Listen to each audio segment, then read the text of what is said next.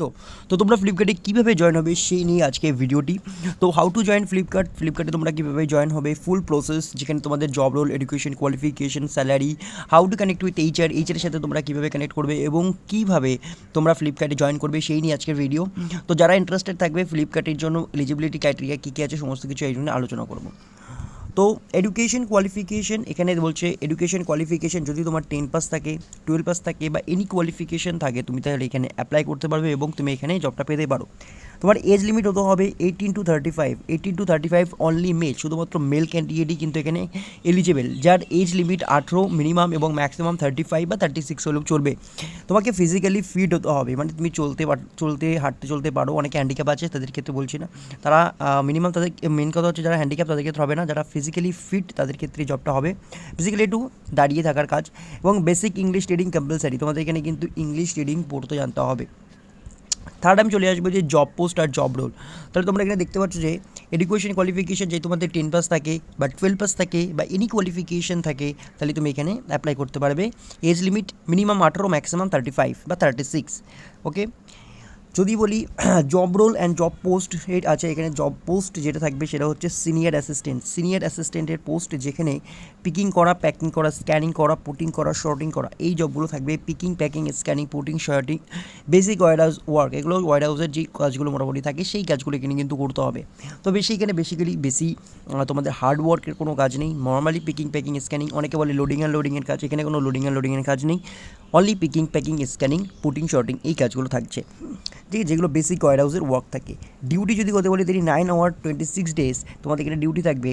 9 আওয়ারের ভিতরে তোমরা প্রায় 1 ঘন্টা ব্রেক পেয়ে যাবে লাঞ্চ ব্রেক হিসাবে।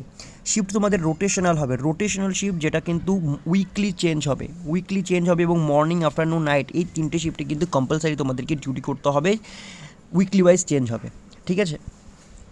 তারপরে আসবো হচ্ছে salary, most important salary details দেখতে পাচ্ছ এখানে ইনক্লুডিং অল অ্যালাউন্সেস মিলিয়ে তোমার 13,000 to 14,000 ইন হ্যান্ড স্যালারি আছে এটা, ঠিক আছে, এটা ইন হ্যান্ড স্যালারি, ঠিক আছে, ইন হ্যান্ড স্যালারি।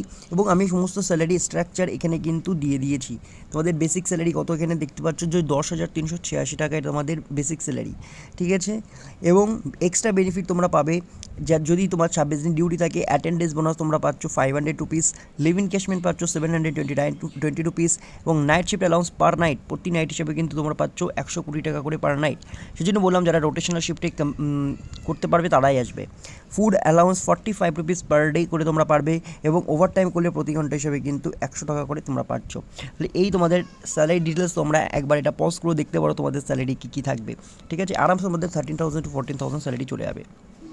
তারপরে আসি বেনিফিটস। তোমাদের এখানে ফ্রি বাস সার্ভিস আছে, ফ্রি বাস সার্ভিস যারা আশেপাশের হাওড়া সংলগ্ন এরিয়ার মেচেদা, পাঁশকুড়া এসব জায়গা থেকে আছো, আরও অন্য জায়গা থেকেও বাস সার্ভিস আছে ফ্রি অফ কস্টে।